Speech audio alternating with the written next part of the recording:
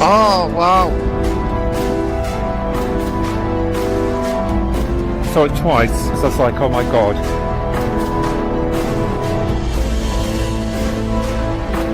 That was just weird.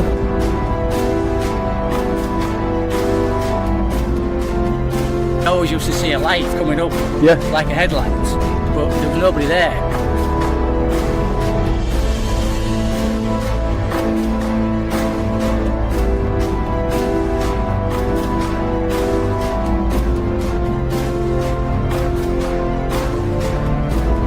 Oh, it's just disappeared.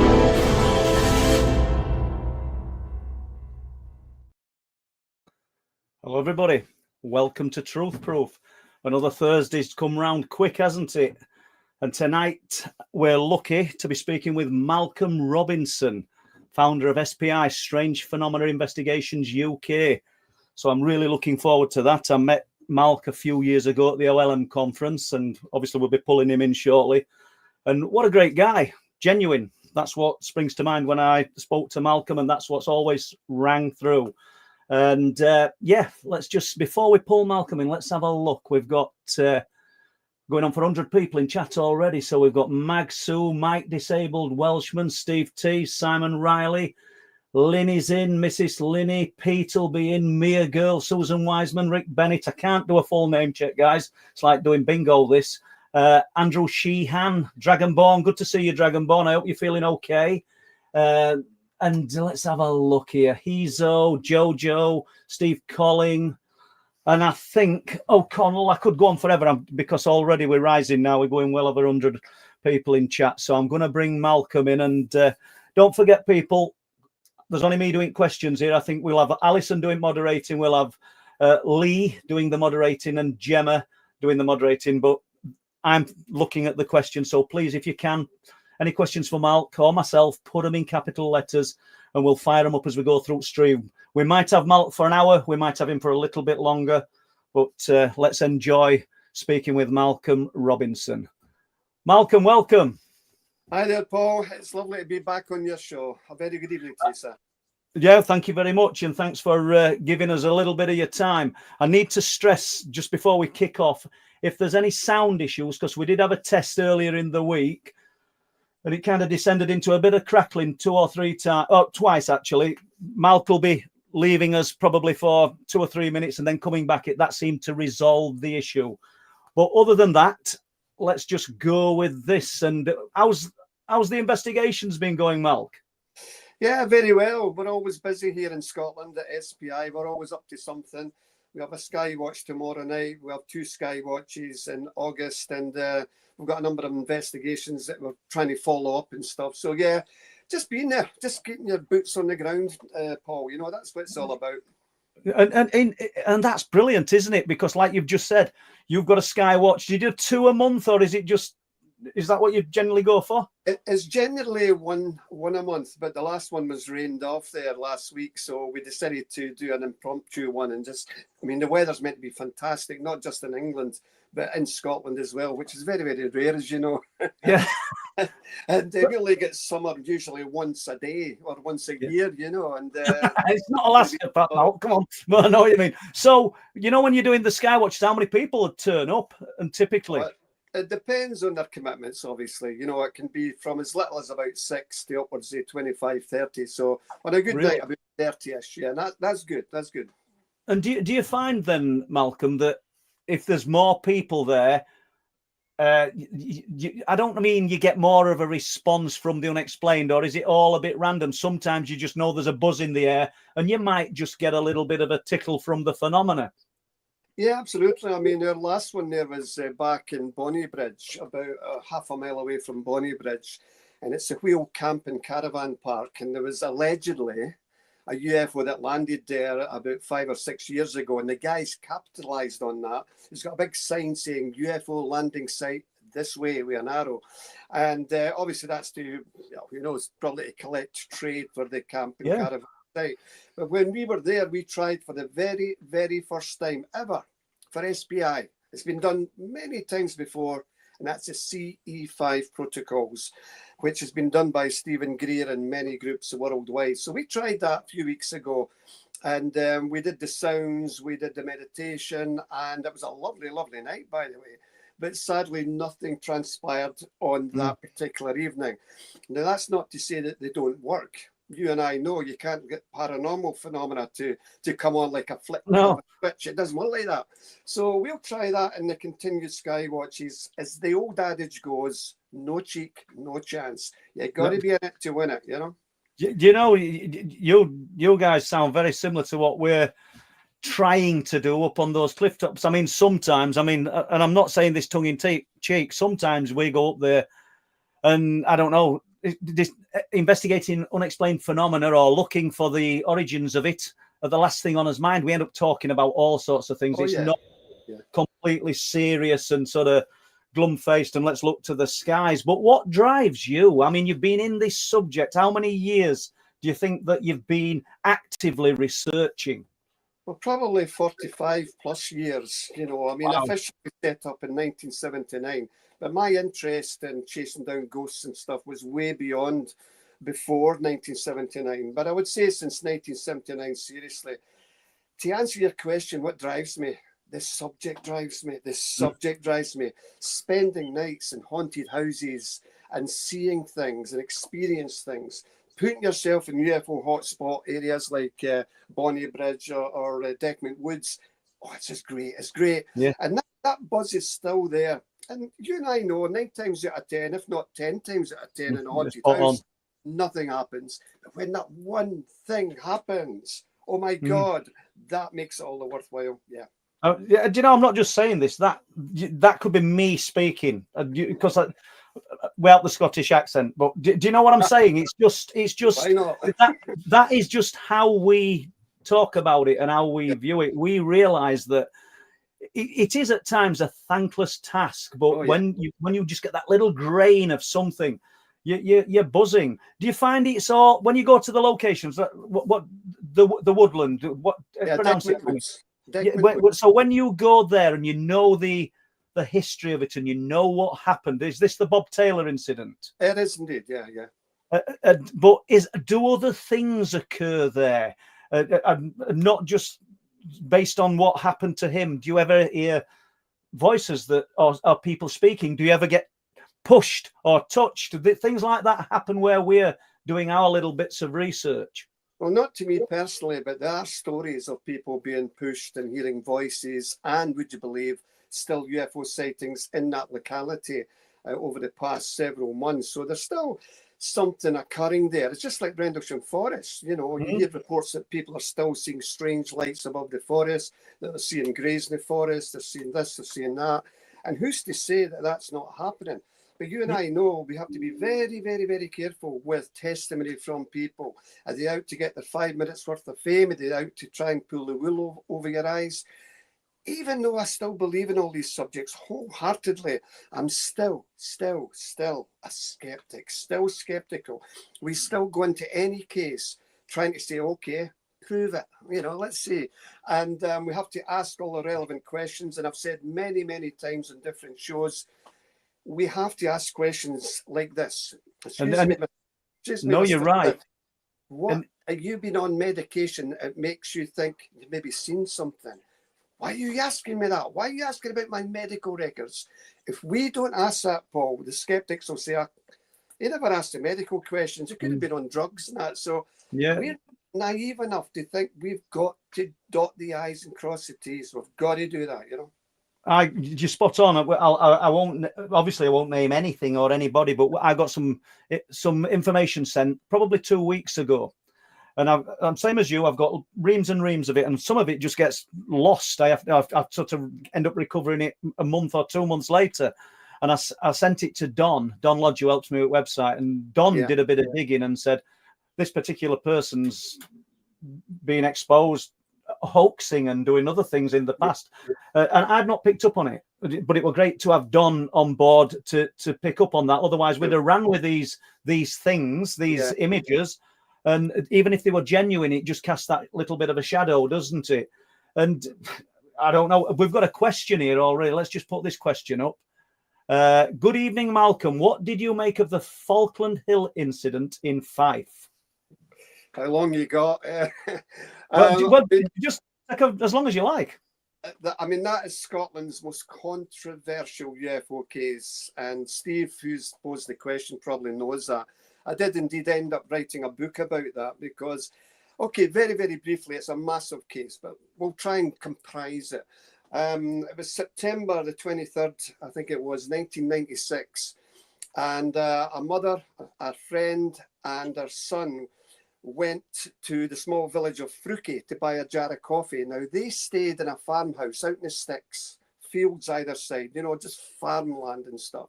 They'd ran out of coffee. So they went on the road to get the jar of coffee on this little B road. As I say, fields left, fields right. Wow, big black triangular craft hovering part on the road, part off the road, with two tubular columns of light descending from the underside of this object, penetrating the road and part of the grass verge. Oh, whoa, whoa, what is this?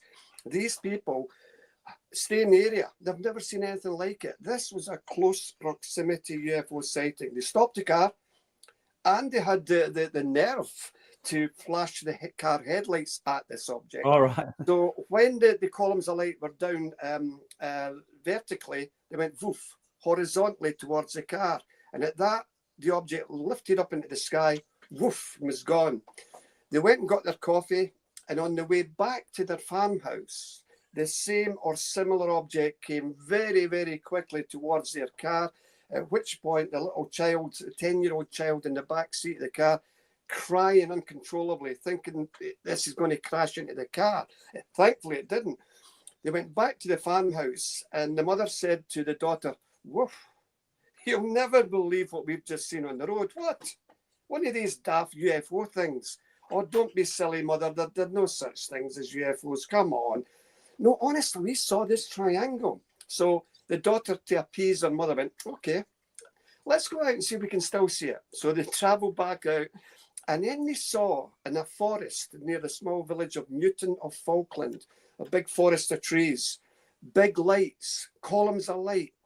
If you can imagine in your mind's eye, Paul, the searchlights that the Home Guard used to illuminate the bellies of the German bombers that flew over, big, strong, powerful searchlights, red, blue, and green, coming up from the forest floor out of the canopy of the trees. I went, whoa, this is weird. I've never seen this before. So they took the car down. Again, this is all their testimony that I recorded on audio tape with the witness.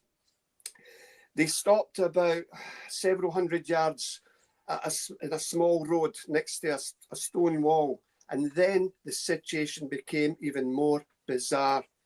In front of this canopy of trees was a blue mist. And once that mist settled away, she could see not 10, not 20, not 30.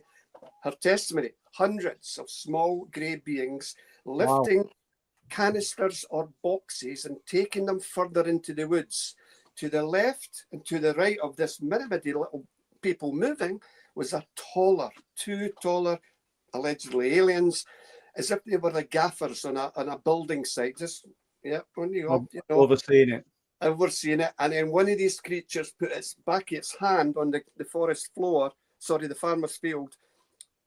We don't know what that was about. There was a white ball about the size of two basketballs sitting about 2 inches above the grass. On Falkland Hill itself, to the left of this scene, above Falkland Hill, was a large orange ball with sparkly effects going through it. Above their heads, again, this is all their testimony on audio tape that I can give to anybody who wants to hear this, was a multitude. They looked like stars, like Christmas decorations, about several hundred feet above them. And then they started to get scared, because what happened next was just something you don't expect to see. They claim, as they're sitting in the car, if you can imagine a soap bubble, a normal soap bubble, but extend that to about 6-7 feet. So 6-7 feet. Inside this soap bubble was one or two small grey beings, 3.5 foot tall, grey-blue translucent skin, pear-shaped heads, black inky almond-shaped eyes. Inside this bubble effect, moving across the farmer's field towards this stone wall where the car was. And at that, the daughter screamed. Mum, there's one standing outside. And she said she saw a grey being outside the vehicle. That was enough. They just put their foot down onto the gas and screamed away from that area. But before they did so, a tremendous burst of blue light pervaded the whole area. Now, what happened then was, a lot happened that night, but I'm going to give you a few, for instances, and also to the gentleman who commented on this.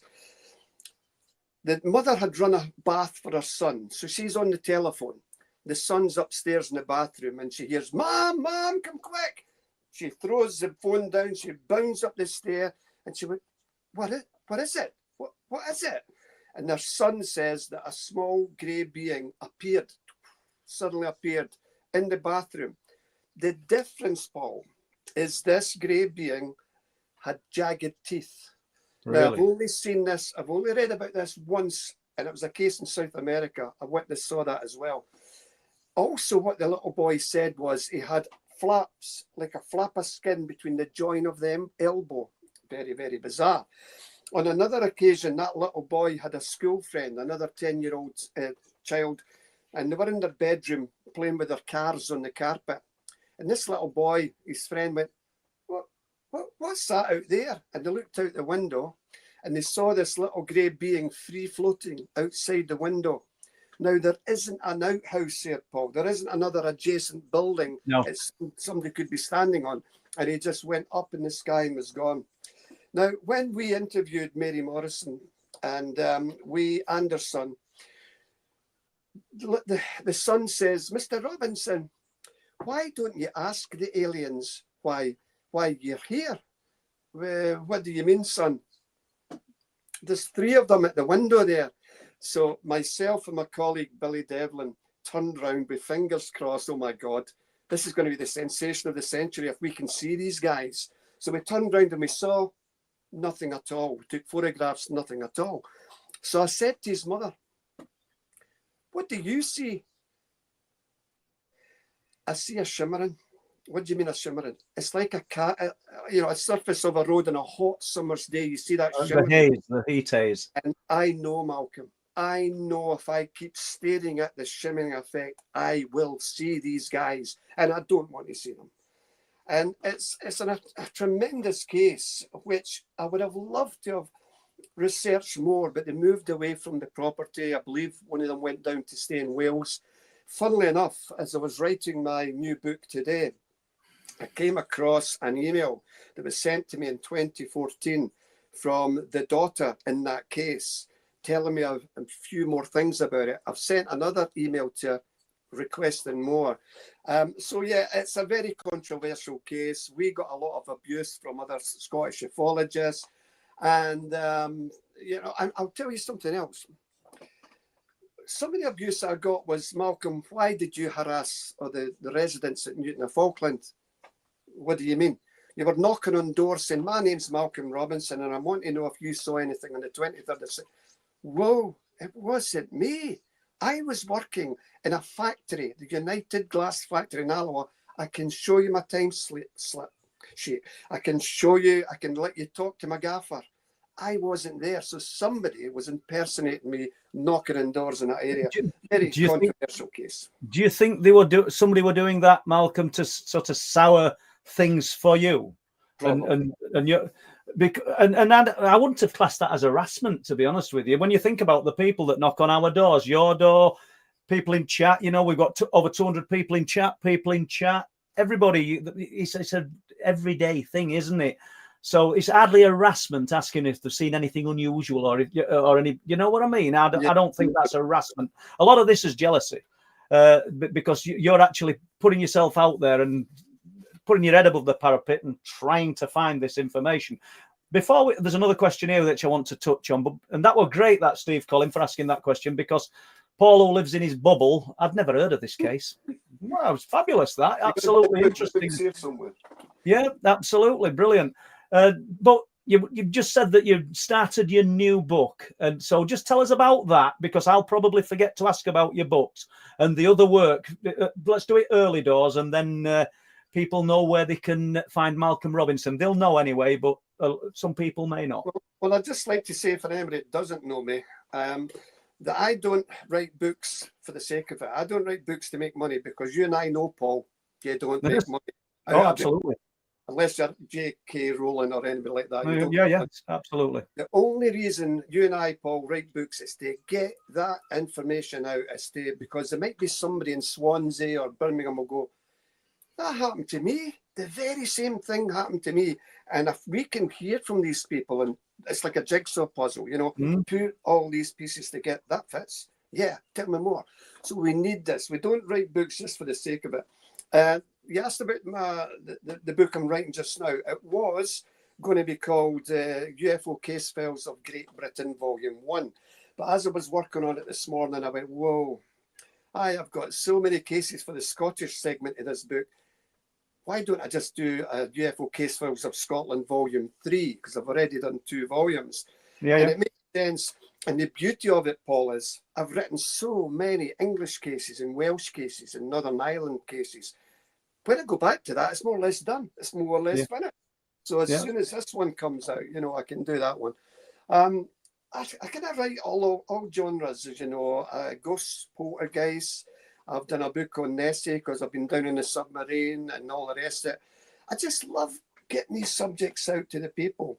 And because people need to know, can you imagine people coming to you and I with all this wonderful information and saying, oh, thank you, and just filing it away in a cabinet, never to be seen again? Get it out, open the cabinet, get it out in books, That's what it's about. I'm guilty. I mean, I don't know if you have any help sort of putting this stuff together, but I when I say guilty, it's not deliberate, but I have a backlog of stuff, but it will get out there. If you hadn't have shown up today, we the guys at Truth Proof, we would have been doing some cases, and I'd have been taking some questions on that. That was the idea. But do you mind these questions, Malcolm? Because I can see another one here. Can we? I'll only answer easy questions. If it's a hard one, I tend to run away. Okay, well, you're same as me then. So let's have a look at this. Malcolm, are you aware of any spike in UFOs when we have an increase in the northern lights? It's a very good question. It's a question that demands a reasonable answer. Sadly, I don't have that because my research has not shown me there's a spike in UFO activity when it comes to the northern lights, etc. You also get what's known as sprites, don't you? This is an electrical storms coming up the way, not down the way. And I don't know if people viewing that at some distance might misconstrue that as a fanciful flying saucer. You and I know the vast majority of UFO reports can be explained anyway. We would not be in this subject if we honestly didn't believe that there's still something very bizarre ongoing in the skies of not just the British Isles, but the world as a whole. But as far as that question goes, I'm not aware personally. That's not to say it doesn't happen. There may well be spikes when these things happen. Who knows? As your views from when I don't mean started in the subject, because I don't suppose any of us realise when we begin in this subject, you kind of, I don't know, you're initiated in it through experiences, probably at home or whatever. But have your views on what the UFO is changed over the time that you've been looking into them? Well, it has. I suppose anybody would say so. Any researcher worth their salt has to put their hand on heart. I mean, I started off as a skeptic, as everybody knows who knows me knows. I went out to disprove UFOs, and I found out, yes, most of them can be disproved, but not them all. I honestly felt that the truth lay with Paul Devereaux and his Earthlight phenomena, and also the work at Hesdalen in Sweden with these magical Earthlights and the Min lights in different parts of the world.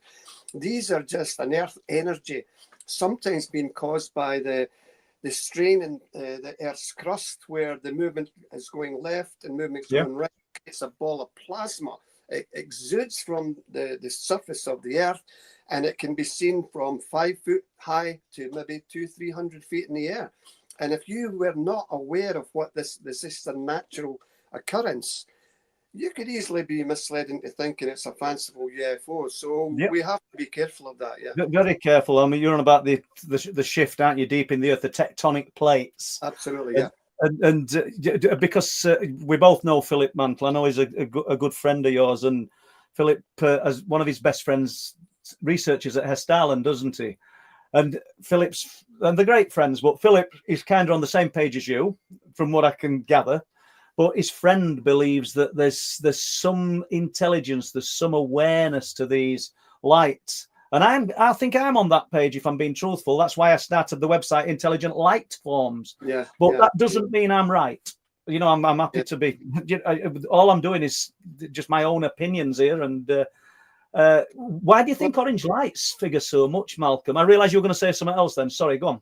I mean, it's just, I suppose to a degree that the question with these earth lights could be a tribute to orbs. Everybody knows me, knows that I don't think too highly of that. It's mostly dust molecules or particles in the air. If you're walking along a dusty corridor and you take a flash photograph, bang, it's bouncing off the deposits of dust that you've created with your feet. But that does not answer them all. I know that and I accept that. Because you're talking intelligence, you're talking intelligence lights and that. So the same can be applied to certain orbs, not them all. You know, I've seen people saying, okay, seeing something physical appear in front of them and going, okay, move right, stop, move left. And they've managed with their mind to control these things. So I probably would accept what you're saying there, that there is some intelligence, not with them all, but clearly with some. I would agree. And you know, the lights that we've observed over the sea, I mean, obviously you can't mistake when you're on about the dust orbs and the particles of light, usually you're catching them in a flash of a camera. But the lights that just manifest in the sky, we're not talking about dust orbs. But let's just, I didn't know I was going to get to this quite as quick, but our good friend, Bill. I wish I'd got some photographs here now, guys, because anybody that doesn't know Bill, Alien Bill, as he doesn't mind being called, he takes some incredible photographs, doesn't he? Well, he certainly does. And I remember when I very first met him, oh God, how many years ago? 5, 6 years ago, maybe a wee bit more, in a hotel in London. The first time I met him, and it was there with Victoria, his wife, and another couple of people. And at that time, he carried a big satchel, solid with these photographs, laminated photographs. And he's going like that, have a look at it. Whoa. I was like, I couldn't believe it, you know. Yeah. And for the viewers that's listening to this just now and watching this, these comprise of balls of light or streaks of light or misty effects. It's not water vapor. It's not his breath in front of the camera. And he has been with people saying, right, you stand there, right, do you see anything? No, I don't see anything. Right, watch this. And he's got it straight away, so he can back up. He's also taken what we believe possibly, God, is a fairy in York, would you believe? A little body with wings and all that. And that made a sensation in the British tabloids a few years ago.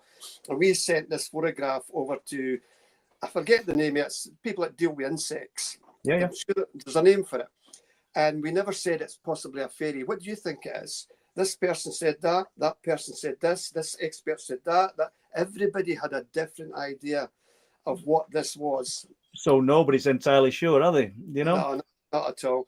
But I mean, Alien Bill, lovely guy, and he comes up to Scotland as many times as he can. We'll do sky watches together. And when I lived in Hastings in East Sussex, we did a few sky watches there as well. But you were there in 2022 at Hull, wasn't you? The Freedom Centre. OLM, yeah. Do you know the toilet story? No, do we need to know that? But no, go on. I know it'll be good. And this into question, I'll just put this up, but because there's a few people realise Mary sometimes pops in. She never says, and then she'll just be at side of me, and I'll just jump out of my skin. So thanks for that, Chris. But yeah, go on, tell us about it, please. Well, I was given a lecture there, as were you, and during the course of an interval, Alien Bill went into the gents' toilets, and nobody was there. Did his business, washed his hands, and next to the hand dryer, he heard this voice, or similar to what I'm about to do, in his ear. "You all right, mate?" Nobody was there. We found it later, that place is haunted. And here's another thing that happened that same weekend is, funnily enough, I was on the stage talking about the Socky poltergeist, and Alien Bill and Kathy Cogliano from Massachusetts with Victoria Rourke, that's Bill's wife, were sitting away at the back of the audience. So they're watching me on stage. Now, this is what they said they saw. This is what they said. Suddenly, an arm from the fingertip to the elbow, poof, suddenly appeared in front of them. Now, they're sitting down. It was only about, 2.5 feet away from them. And it's gliding in front of them, glided past Bill, glided past Vic, and glided past Cathy Cogliano, and it just disappeared. Absolutely, what's going on there, you know? But that centre is heavily haunted. And sadly, he lost his little dog, Rocky, a beautiful wee dog. Or did he? Because he says, Malcolm, I wasn't sleeping. I was wide awake. I was lying in bed, and suddenly, boom, the bed goes down, invisible, like paw prints. Yeah. And also he said that he was walking down the stairs, and at the foot of the stairs is wee Rocky. Is dead. What's it doing down there? And he, oh my God. So he starts walking down to the dog, and it just disappeared. So, I mean, I'm a spiritualist. I firmly believe in life after death. And not only will we see our loved ones as gone before, our mothers, our fathers, our brothers, our aunties, our uncles, we will, you know, it's just that we will see everyone again. That's basically what I'm trying to say. It's a great comfort to me. You're kind of walking me into what I was going to ask you next. And do you think then, Malcolm, that some of the answers that we're seeking, not just Paul Sinclaire, people in chat, we will find when we leave this life? Yeah, 1,000,000%. And I know the skeptics will laugh at that, but again, I've been in this subject for over 45 years. I spoke to clinical physicians. Is it oxygen starvation to the brain? It's making people go through this long, dark tunnel with a light at the end of it. Is it this? Is it that? We're always seeking answers. Man is a curious beast and always will be. And it'll be a sad, sad day when we stop asking questions, when we say, oh, we know it all. We don't need to know anything more. Well, if we'd have stopped asking questions when people 10, 50, 100 years ago said this couldn't exist, this isn't possible, we wouldn't know that these things do exist and are possible today, would we? You know, so we have to consider everything. And as regards skepticism, you hit nail on head early doors. We've got to be skeptical. We've got to question everything. But, you know, when you've got a huge volume of people saying similar things from all walks of life, it's like a rehearsed thing that I keep coming out with. They can't all be wrong, and they're all hitting on similar things from different levels of education, from different cultures, and they're all saying similar things, and they're all saying that the message conveyed in a lot of instances, not all, is very similar. So there's something to it, and just because academia and science can't get its head around it, must be really frustrating for them, because you know, they're the guys at the forefront pushing for answers and trying to discover things, but they've not found they haven't really found an answer that can silence you or me or the people in chat. We're dealing with a science that we currently don't understand, and I've said this before. We, mankind, we're trying to work with the super string theory. We're looking at quarks, neutrinos, a whole range of new super science, and I think the answer will certainly lie within that vacuum of this new understanding that we're trying to learn. And I certainly go along with the views of Jacques Vallée, the French astrophysicist, who's written a number of books, one of which was Dimensions. And I think a lot of what's the paranormal, the ufology, is dimensional. And I could be wrong, but that's my view at this point in time. Yeah, but isn't that a great way to sort of end what you've just said? I could be wrong. You leave the door open. That's what I like about Malcolm Robinson. I'm serious. You're not setting it in stone. This is how it is. This is what I'm telling you. Because straight away, you know. I mean, I bet if somebody speaks to you like that, you close down. Yeah, I mean, I always say, I mean, I think the newspapers and everybody's surprised at that, because they always bill me as an expert. I go, whoa, I'm not an expert. I know nothing, you know. And I always say to my audience when I come off the stage or just before I come off, don't believe a word I've said today, ladies and gentlemen. What I've said is the truth for me, but research it. Find out yourself, because there's nothing worse than people thinking you're an expert and you're not, you know. And some people actually crave the title, though, don't they? Yeah. Absolutely crave the title. Yeah. We've got a question here, Mal. Let's just try this. Right. Hi, Malcolm. Have you done any sky watches at the Scottish Pyramid? Oh, so they'll have to tell me where that Scottish Pyramid Yeah, is. I'm glad you've said that because I'm sorry, O'Connell. So fill us in on that. It weren't a trick question, Malk. I didn't know myself, so I'm just running down here.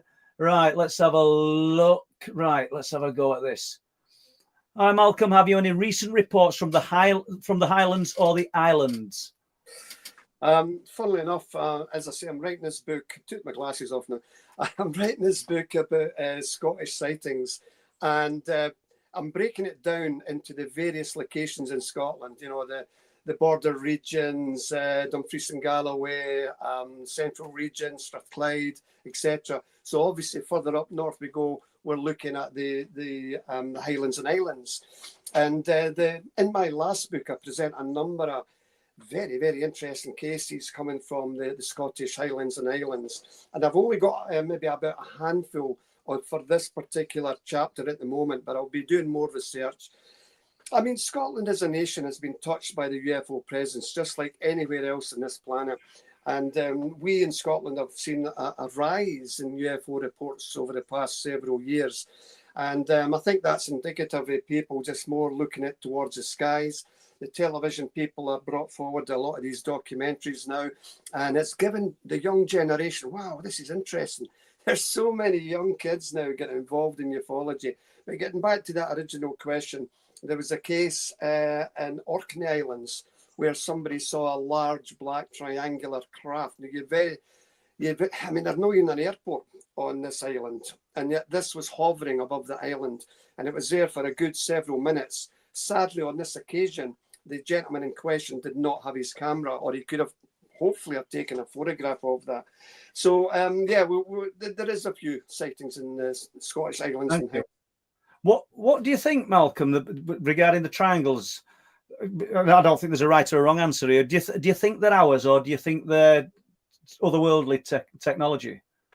Well, the vast majority of the triangles that you're seeing in your airspace worldwide is indeed our own technology, black budget technology, but by Christ, not them all. Not by a long shot, because some of these objects that's been seen in the British skies is as large as 2 or 3 football fields. They're silent. They have usually a red light on each apex or a white light in the center. I mean, what Colin Saunders saw and Darren Cooper saw these sightings, the triangle sightings these guys saw. No way could this be our own technology, just due to the characteristics and the flight mode, etc.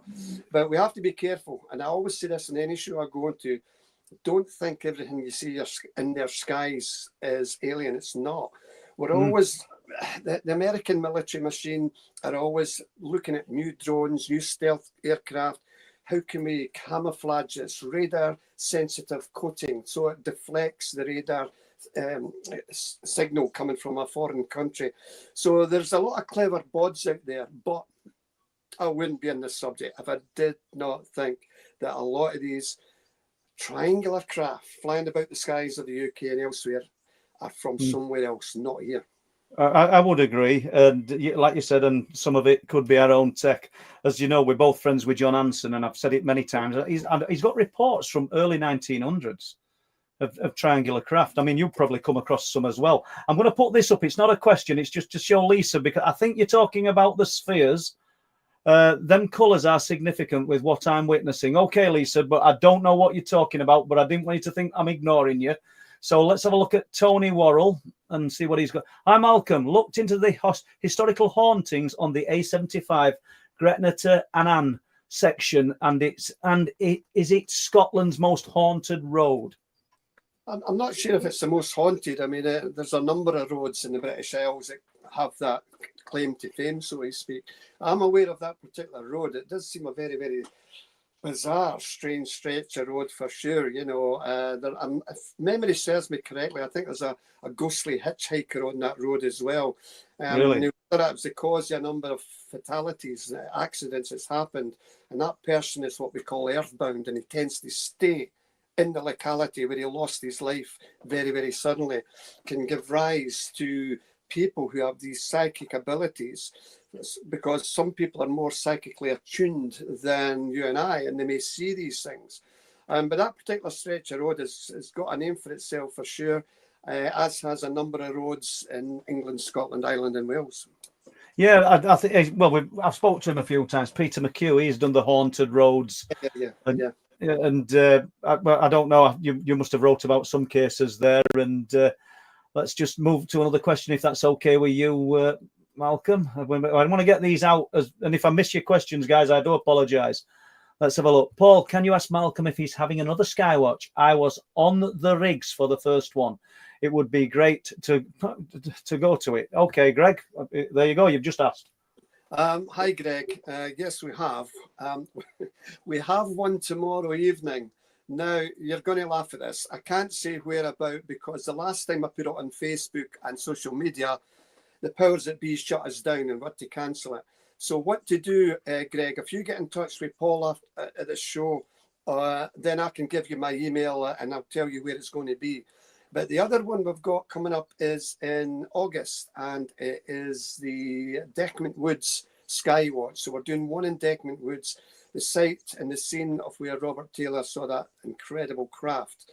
We would love to have you, Greg, on any of our Skywatches, because at the end of the day, what we're trying to do is not just show our members, because we got a number of people who are not really into the subject, and we say, look, see that light gliding across the sky, that's a satellite. Oh, is it really? So we try and tell them what's in the sky as opposed to what we're not sure about, and it's an education process.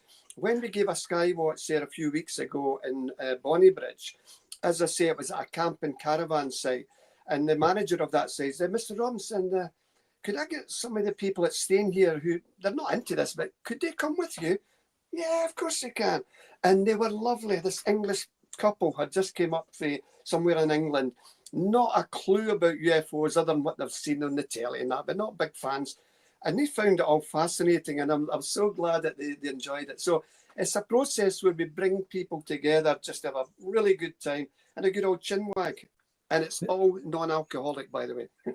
Oh God, same for me.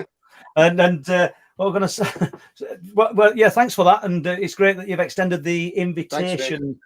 Thanks, and yeah, I don't know how many questions we've got here, but I'm going to keep going through them if that's okay, as long as you don't mind, because you talked about the Declan Woods incident, and I know you must have talked about it hundreds of times, but it's an amazing case. If you want to touch on it a little bit, we can do. So let's have a look at Andrew Ross, Ghost Whisperer. This guy, if you don't know Andrew, Malcolm, and I think you probably do, you'll have seen him at the OLM conferences, then you and Andrew ought to talk, because you share similar interests. Both you and Malcolm have put a great collection of books which should be on all paranormal researchers' bookshelves. Thank you very much, Andrew. Not so much a question, but a bit of praise. I appreciate that. And this is the guy that does the Ghost Walks of Durham. And, well done, Andy. Keep at it, Andy. Thank you. Seriously, real imposing figure. Been on cliff tops with us. Him and his very good friend Al Durham, who's in here now. So yeah, always good to see him. So let's just keep going, unless you want to talk about the Bob Taylor account briefly. Well, not briefly. Let's just go into as much detail as you like, Malcolm. I'm sure a lot of your viewers have seen this. They will have done, and that's why I said briefly. But I immediately caught myself, because it's an incredible case. And let's face it, people have made not a living, because as you pointed out earlier, there's not a living to be made out of writing these books or going to conferences. But some people have done conferences and just talked about one subject, say Rendlesham Forest, for the last 20 years, or Roswell. So I see nothing wrong with you retelling a little bit of this story. It's funny, because when I do these podcasts, be it the UK, Europe, wherever, they always ask about the same Scottish cases, and sometimes I get a bit fed up speaking about it, because people speak about something else then, Malcolm. No, please don't. Hold on. And so but you know what? It's like the Rolling Stones. If you went to see the Rolling Stones and they didn't play Honky Tonk Woman or Brown Sugar, you'd feel shortchanged. So I have no problem speaking about these big Scottish cases. And for any viewers that's not aware of this, which I'm about to say just now, was the case that took me off the proverbial skeptical fence. It's a massive case, a big case. I'll try and be brief. The morning of November 9th, 1979, forestry worker Robert Taylor, who was employed by the Livingston Development Corporation. Now, Livingston is a town near Edinburgh. Now, prior to getting this job, he obviously fought in the war. He went over to France in D-Day 5 to help liberate Bergen-Belsen and fight the Nazi menace across Europe. So he was a war hero, wonderful guy. When he resettled back into Scotland, he had a number of jobs, one of which was in the Forestry Commission. So on that morning, November 9th, 1979, he jumped in his pickup truck. He was accompanied by his Irish red setter dog, Lara, drove up to the woods, got out of the truck and started walking along this forestry ride. Trees to your left, trees to your right. A walk he's done many, many times before without any problem until that morning. Because that morning he got catapulted into the twilight zone. As he walked along this forestry ride, it opened up and there was a small clearing and with young trees in the background, and he's going, what the hell is this? What he was looking at was a large dome-shaped object with a flange going around outside its perimeter, coming up from this flange with these cross-like projections, and then it disappeared and re-solidified, de-solidified, was coming in and out. And then suddenly, as if this bizarre situation could not get any more bizarre, it did. Because what resembled 2 Second World War sea mines, those spheres with the spikes sticking out of them, and it bobbed up and down the shipping lanes in the North Atlantic where the submarines were working, they dropped down from beneath this object, bang, impacted on the grass and started rolling across the grass. They stopped and projected these rods towards his person, grabbing them forcibly at the hips and pulled them very forcibly towards and upwards and towards this larger object. At that point, he lost consciousness. When he regained consciousness, he had a nasty graze on his forehead, a graze under his chin. He had a pounding headache, a terrible thirst. His trousers were torn, his jersey was all muddy. And he stumbled back to his pickup truck where it had a phone base. It had one of these wee phones. He couldn't speak, he had lost his voice. Sadly, he reversed the truck into a small ditch. The back wheels are spinning, he couldn't get out of this ditch. So he walked back to his, or stumbled back to his home in Deans, which is a small town near Livingston. And when his wife saw him walking up the path, she went, what on earth has happened to you? Because the state he was in, Paul, you know, what's happened to you? And he says, and these are the words that he said, I've been attacked. Attacked by men. No, a spaceship thing. Oh, come inside. There's no such thing as a bloody spaceship. Come in. You must have fell and hit your head. And then she went, wait a minute. I've been married to this man for over 40 years. He would never make up a story like that. So long story short, they got the local doctor to come in and he attended the family dwelling. Bob's heart was elevated. He complained about the smell, burning smell, etc. And he went with his boss, Malcolm Drummond, up to Decmont Woods. And he went, there, see, all these marks. Because when the object departed, Paul, there was over 40 marks in the forest floor. Circular, triangular, and 2 track-like marks that were not there in the days leading up to that incident. The police became involved. Yes, the police became involved. Why?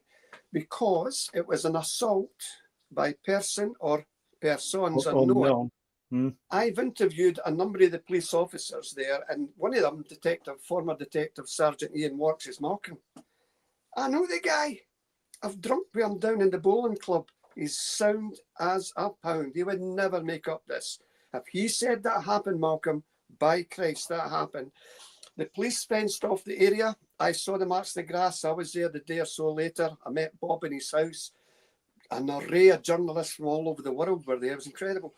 And we went up to the site with Bob as well. And the first time I was there, 2 guys from Bufora, 2 one of whom is very well known, Andrew Collins. Yeah, he was with Bufora, and he was taking plaster of Paris molds of the indentations in the grass. And, you know, Bob often said, he says, Malcolm, how I wish you had been there, and how I wish my dog could speak, you know. Yeah. And in 1993, with the help of the Livingston Development Corporation, we placed a big, large boulder with a brass plaque denoting the fact that something happened there. And then latterly, in the last 5 years, with the help of the West Lothian Council, it's changed now, we managed to get signage up in Deckman Woods, which comprised of way markers, UFO trail this way, signage. And the reason why we got that, Paul, is people were coming from all over the world. And they didn't know the exact location. Absolutely. They couldn't find it. And it's like Rendlesham Forest. It's a massive forest. Sadly, as you and I know, it got decimated in 1987 with a great storm. It's still quite a big forest, but not as big as it was in 87. So Rendlesham Forest had their signage. Let's have signage in Deckman, and I'm very, very proud to have got that signage up. You are, but you know, you might know where I'm going with this, because we'll stay with this. There's a sour part to this. All that work you've put in, the memory and the respect and the name of the man who shared all this information. What's happened? Yeah, sadly, one of our SPI members sent me a photograph of the signage, which is at the start of the Deckman Woods Trail. It's a little car park next to Dean's Community School. And it's completely smashed to bits. There's nothing there. There's absolutely nothing there. And it's a shame, because when I worked with the TV people, we had, what's his face?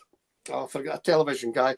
And we took him up to the sign, and he got his photographs next to the sign. They always want their photographs next to the sign.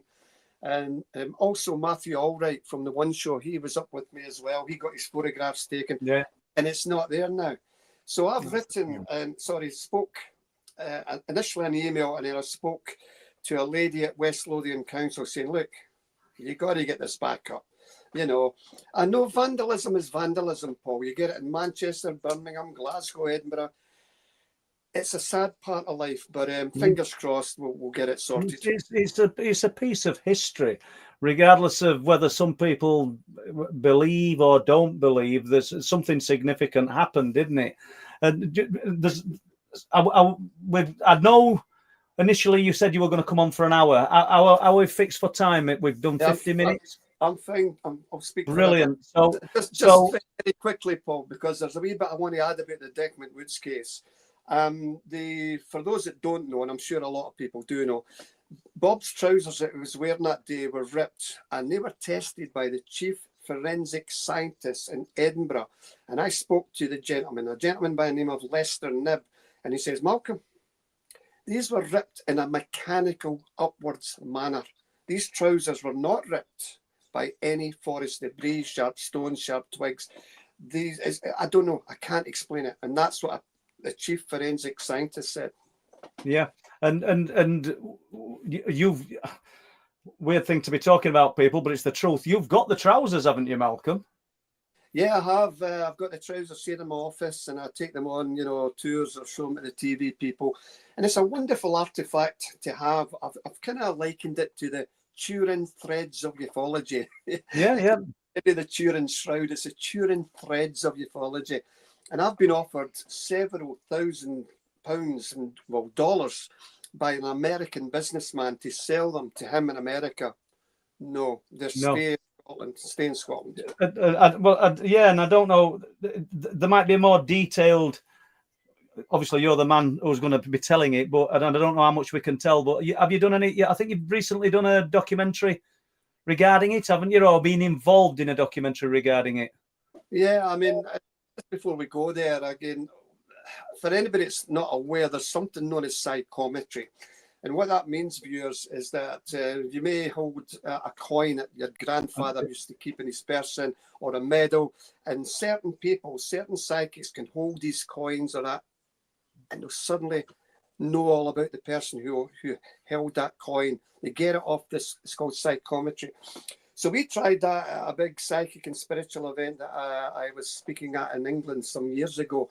So we put the trousers in a blue polythene bag, and we got another pair of trousers in another blue polythene bag, and somebody shuffled them about, and even I didn't know what they were.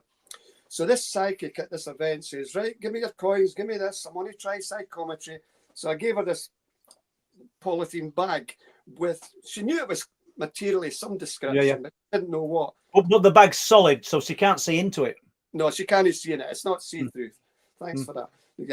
So she was going like that, and as soon as she put her hands on it, she dropped them.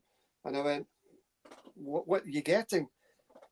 I'm getting a forest. I'm getting a man forced up on a tree, and oh, it's horrible. What is that, Malcolm? You know, and we had to make sure she had the right pair of trousers. So we opened the bag up, and it was the right pair of trousers because we'd moved them about. So she's on the money.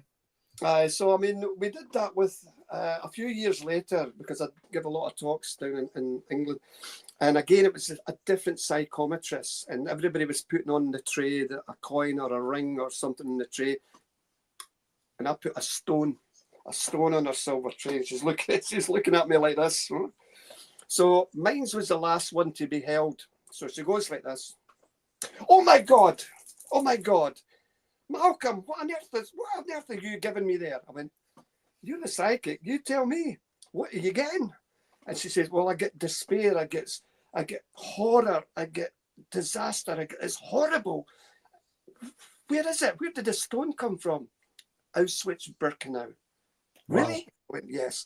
I took a stone. I took 3 stones from Auschwitz-Birkenau. One in the railway tracks outside the place, and one inside on the railway tracks, and one next to Crematoria 3, I think it was. And I use this in experiments, because when people say to me, oh, I'm a psychometrist, I can do this and I can do that, I want proof. You were the test them, yeah. Absolutely. So, what is it then, Malcolm? And I'm not, I don't know. Just say I genuinely don't know. What do you think it is? Is it recording a memory, emotion? What is the item recording?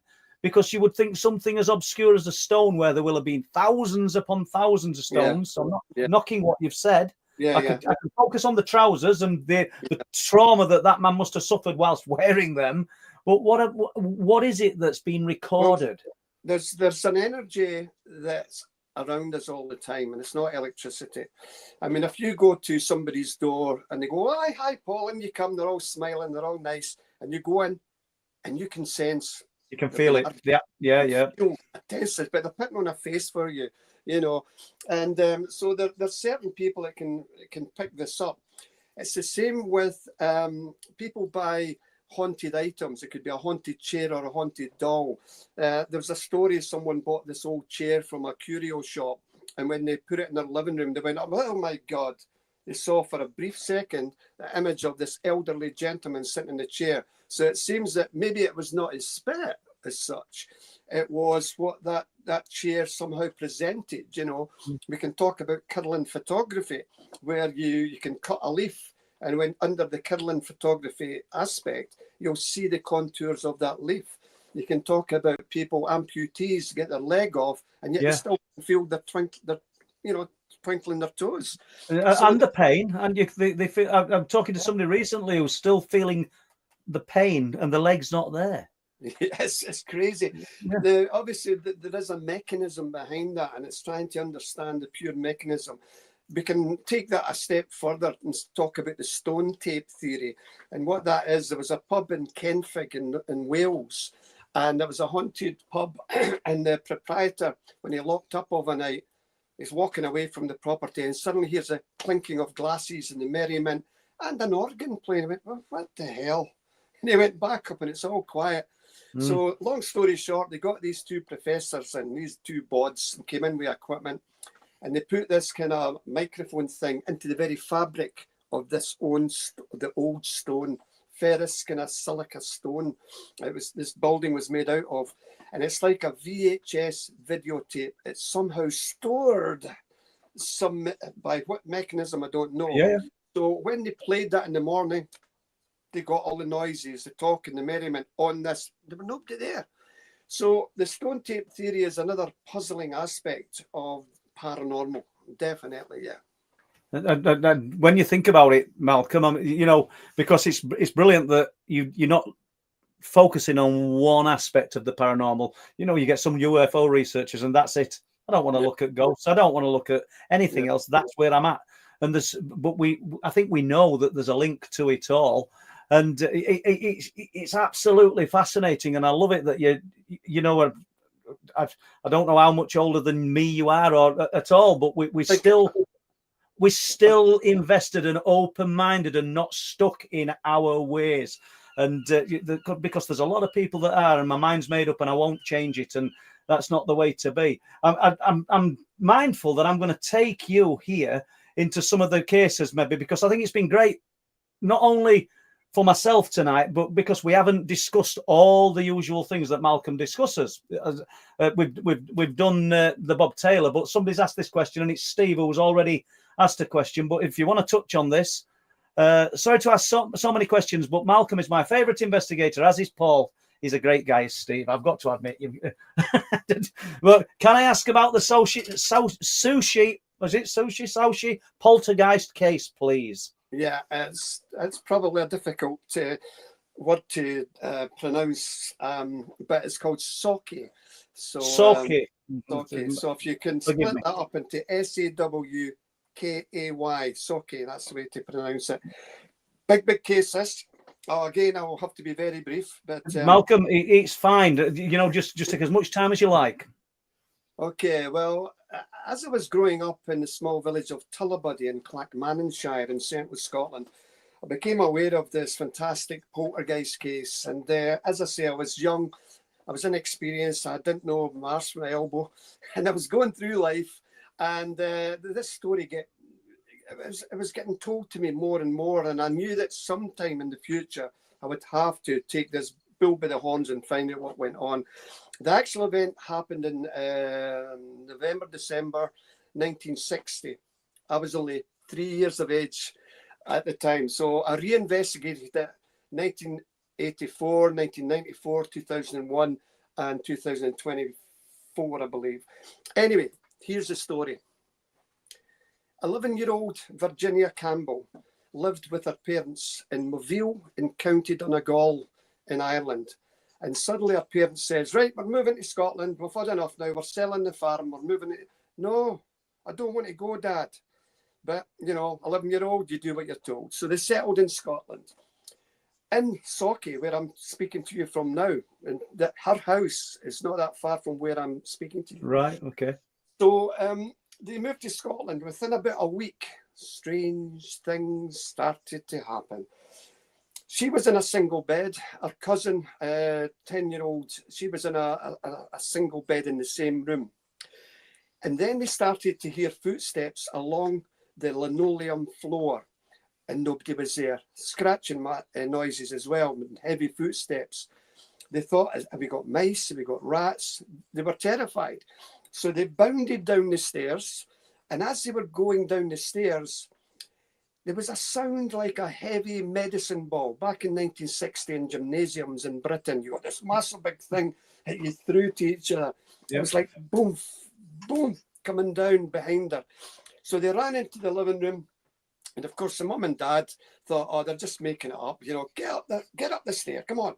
So they took the children back up to their beds, and the mother could hear the footsteps as well. She could hear the scratching noises, and the headboard. Nobody was in this bed. The headboard was vibrating as well. There was a rubber handle came off a hoover. There was a clock fell off the wall as well. There was a sideboard in the living room that came out several inches and went back several inches. When the father was going into the bathroom, he was met, as he was going into the bathroom, a man's shaving brush with the bristles free floating, coming out, and it just dropped in front of him. There was a Singer sewing machine that started all up in itself. Well, maybe it's a short circuit. There wasn't even plugged in. Things were getting crazy. So they decided to move the little girl to a family friend's house in Dollar. It's a small town in Clackmannanshire near Soke. Same thing. Things happening. But sorry to stop you. Same thing started at that property. It did indeed, Paul. Yeah. And things falling off shelves and movements and knockings and bangings. So they decided, well, we're going to have to call the local clergy in here. So they got a local clergyman by the name of Reverend Lund, and he attended the family dwelling, and he was astonished to see a whole range of things happening, as did one of the local doctors. 3 general practitioners attended the family dwelling, and they all saw things, and I'll tell you what they saw. One of the doctors went up to the bedroom. Virginia was lying flat down in the bed, and suddenly the covers, her bed cover, started to move. If you can imagine throwing a stone into a quiet mill pond, the concentric the ripples, ripples coming out, ripples, that's the word I look for, ripples coming out. It was like that all over the bed covers. Then this linen chest, back in the 1960s, in most houses in the United Kingdom, either at the foot of the bed or somewhere in the room, you had a long, maybe 4.5, 5 foot long linen chest. You pull it up and they're all pillows and throws and stuff in there, extra blankets and stuff. Whoop. It came out from the wall several inches along the linoleum floor, making that screeching noise. Whoop, went back again. And then the lid of this thing started to go up and down, moving up and down. Nobody was near it. Nobody was to the left or to the right. And this is in front of a doctor. He's going, what the bloody hell is this? And the bedstead was moving again. The headboard was moving, and the little girl wasn't doing that. She was also poked and prodded, as were members of the family who visited the house. They were poked and touched on their person. And as if things couldn't get any worse, they did. When she went to the local primary school, it happened again. And I'll give you a couple of for instances. It's all in the book.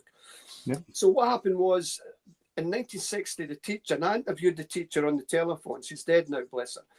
And this is what she's telling me on the phone. She says, Malcolm, I gave the classroom, an essay to do. And they were all busy. The wee heads are writing over. They're over their jotters writing away. Apart from one little girl, Virginia Campbell. She wasn't writing anything. She had her forearms on the desk lid. And she says, Malcolm, I shouted up the classroom and I says, Virginia, what are you doing? Stop that at once. Stop it. And as soon as Virginia released her arms, the desk lid was going up and down, flapping up and down. And at that point, a desk, which was unoccupied by any child, to the right-hand side of her, whoop, came up several inches off the floor and clattered back down. On another occasion, Virginia approached the teacher's desk, and in 1960, Paul, these desks were big, heavy, sturdy, big. They're not flimsy like, these were sturdy. And Virginia went up to the desk. There you go, miss. And she put her jotters down on the desk. On the desk was a cane, because 1960, that's what the teachers pointed to the blackboard, a cane lying flat. Well, they pointed it at my hand a few times, to be honest with you. That mine. That's another story. And this cane was lying flat, and it started to vibrate, and it stood up vertically, Paul. Bang, bang, bang. And the teacher then says, Malcolm, what happened next scared the bejesus out of me, because suddenly this big muckle table rose up several centimeters from the floor, and whereas my stomach was in the long part of the table, whoop, it spun round, and my stomach is now on the narrow part of the table. And at that point, a vase of tulip flowers, bulbs, woof, came off a table and smashed into the wall. Now, I'm sure your good self and your viewers and your listeners are well aware the class was going nuts. Kids were screaming. And I've interviewed a lot of these kids. They've backed this up. And so the teacher went to the school door, the classroom door. Okay, children, let's go out into the play yard. She says, Malcolm, I couldn't open the door. It was like as if a big, heavy man was on the other side of this door and says, You're not going out. And then she had to tell a white lie. Oh, it must be very windy today, children. The door seems to be stuck. And then suddenly it released, and all these kids tumbled out the door like a Tom and Jerry cartoon, the arms and legs and all the rest of it, And eventually the poltergeist manifestations did subside. She moved down to England, and the names just went out my head, but she moved down there. We would love to track down Virginia Campbell. She'll be about 70 odd now, but if she's still alive, I'd love to speak to her again. Yeah, once again, you've took words out of my mouth, because that's incredible. And she was for whatever reason, I don't know if you'd formed any opinions of what the reasons were, but she were obviously the focus of whatever it was that was interacting with people, wasn't she? She was, and in my research, I tried to find her over in Ireland, and I didn't have no luck there. That's because, unbeknown to me, she had moved to England. So I found out she was in a wee place. She went to Bedford, the town of Bedford, and there's a wee village next to Bedford, which she later moved to. Anyway, long story short, I put some information in the Bedford newspapers and Bedford Facebook friends and all that, with the story, like I'm doing research on the Campbell family. I didn't mention a poltergeist. No. And an 87-year-old lady phoned me up one night. She says, I believe you're doing a family tree on the Campbells. And she says, oh, yes. And she rattled off the names. That's right. It was the right names. And then she said to me, do you know, Mr. Robinson, that wee girl had a poltergeist in Scotland? I went, no. And it followed her to England. It happened in Bedford as well. I went, really? Wow. So there's a lifelong attachment there, Malcolm, isn't there? We don't truly know, even if it followed her from Moville in County Donegal. It may have done. And the thing is, poltergeist, as anybody knows, it's a short-lived enigma. A haunting can go on for weeks, if not years, but poltergeist is generally only a month tops, if you're lucky. So does that, this doesn't detract from the fact that you've written an amazing book about this and researched it, but does that take away from the fact that this perhaps weren't a poltergeist then, because it's stayed with her for all these years? Well, I don't want to say it was a demon. It certainly wasn't very nice, Funnily enough, I had the Jehovah's Witnesses at my door, and I'm very courteous towards them. I'll just say I'm not interested. But this time I went, you know what? I'm going to have you guys in. And we had a lovely tete-a-tete about their religion and my religion. And they all said, everything's demons.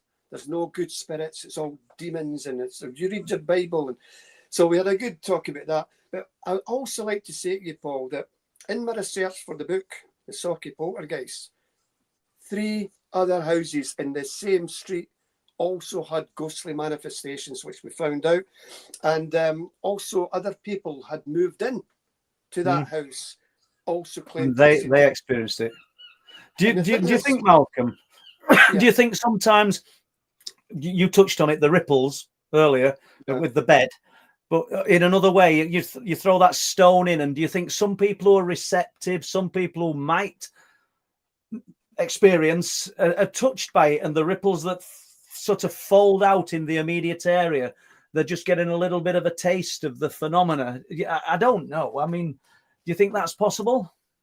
Well, I think that because normally I've always said the more psychically attuned you are, you're more inclined to see stuff.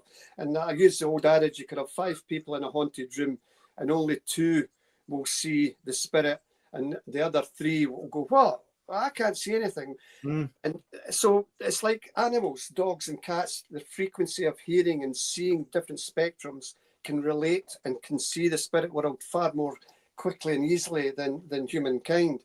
So I think with the doctor seeing it, and there was 6 people from the Church of Scotland who did an exorcism in that house on one particular night, knockings and banging. So they were not, I wouldn't class them as psychic, but the psychic umbrella unfolded all around them as they were doing their stuff, It's kind of absorbed into it. Yeah, I can see. Do you ever get scared, Malcolm? I'm scared talking to you now. No, you're not. I know you're not. But you've talked to people all over the world, haven't you? To be honest with you, and sort of brushed shoulders if we can call them celebrities, if we're talking about ufology and that, you've probably spoke to, I know we've jumped from Do Ever Get Scared, but you probably spoke to some of the most high-profile people in ufology. Who's impressed you the most as regards integrity or knowledge over the years? You can say my name if you want. I'm only joking. There was a guy, I don't know if you've heard him, he's called Paul Sinclaire. I don't know if you've heard him. That's him, yeah. No, but seriously, over the years, because you've travelled overseas, you've been all over, you know, let's Well, to answer your first question that you posed, do I get scared? Of course, you know, when you're in a haunted building and as things happen, it's a combination of excitement and fear and where's this going to lead. So you do. Any ghost researcher that says, no, not me, you know, and I sometimes get scared before I take stage, you know, and as soon as I hit that floor on the stage, I'm fine. But you get the butterflies and all that as well. Who's impressed me? Thankfully, I've been in this business long enough that I get invited to do various talks, and you rub shoulders, as you said, with famous ufologists. And I mean, Stanton Friedman was a lovely guy. I met him a few times. And Jacques Vallée, obviously, David Hensel for Canada, Bertil Kuhleman for Sweden, and obviously the people that ran the UFO magazine, you know, back in the day. Philip Michael, Brothers, I was lucky enough to meet them, and Stanton Friedman, but not Jacques Vallée. I'd have loved to have met Jacques Vallée. Well, still chance. Yes, but it's John Keel. I mean, him and I had a great conversation over dinner after a conference and talking about the Mothman and etc. You know, and of course, as did Jesse Marcel Jr. when he was alive. He spoke in England as well, and I was on with him, and him and I sat in a hotel bar way in the corner. Nobody was near us. And he was telling me all about what his father brought home that night. He was only a wee boy, and his father brought in this debris from Roswell. And he says, look, son, look. And it folded in itself, and it folded back in itself, you know. Yes, you can get materials like that today, but you certainly, as far as I know, couldn't not in that decade, no. And that must have been absolute. You must have felt quite privileged to be sat with him. He's witnessed something potentially from another world, and it doesn't have to necessarily be from up in the outer reaches of space. You know, it could be like you talked about earlier, dimensions, but yeah. He's discussing with you something that he's actually, can you imagine being privy, if not touching, but seeing something that's from another world? I can't bend my head around it, to be honest with you. I mean, he says that it never left him. You know, that memory will always be etched in his memory, seeing what his father brought home. And his father was not one to pull the wool over anybody's eyes. Jesse Marcel Sr. He was a qualified Air Force guy, you know, and he just wanted to find out what was on Mac Brazel's ranch, and they brought this back, I wonder if any of that's still in, I don't know, in some, like an heirloom in somebody's possession, some of that somewhere. You know, it'd be amazing if some of this surfaced. It'd just be like that lady who you're trying to trace, that, you know, with the poltergeist. I've got a question here, and you may not have views on it. You may have views on it from Dragonborn. Does Malcolm have any thoughts on the Penturk incident? That's the Welsh one, isn't it? Yeah, the Kaz Clark one. We've had Kaz Clark on Truth Proof a few years ago. She seems passionate and sort of absolutely driven by what she's seen and experienced. And as you know, anybody that's been touched by the phenomena, that's the way it turns them, isn't it? So it's a massive case. There's no denying it. It was a massive case, whatever transpired that night in that area.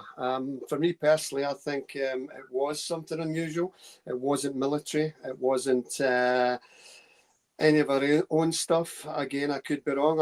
I have not researched the case. I'm only going with Cass Clark's research and other people's thoughts and queries and postulations.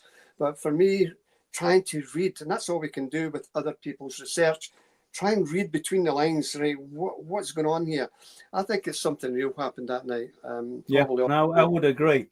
Can we do a few more questions, Malcolm? Of course we can. Yep. Right, let's have a look. Tony D. Malcolm, what are your and I'm not expecting an answer on this because you might not have looked into it. What are your thoughts on the recent crop circle in Wiltshire about a month ago, which has been recorded as being made, apparently made? And I see the question mark. Is it man-made or is it some unknown other?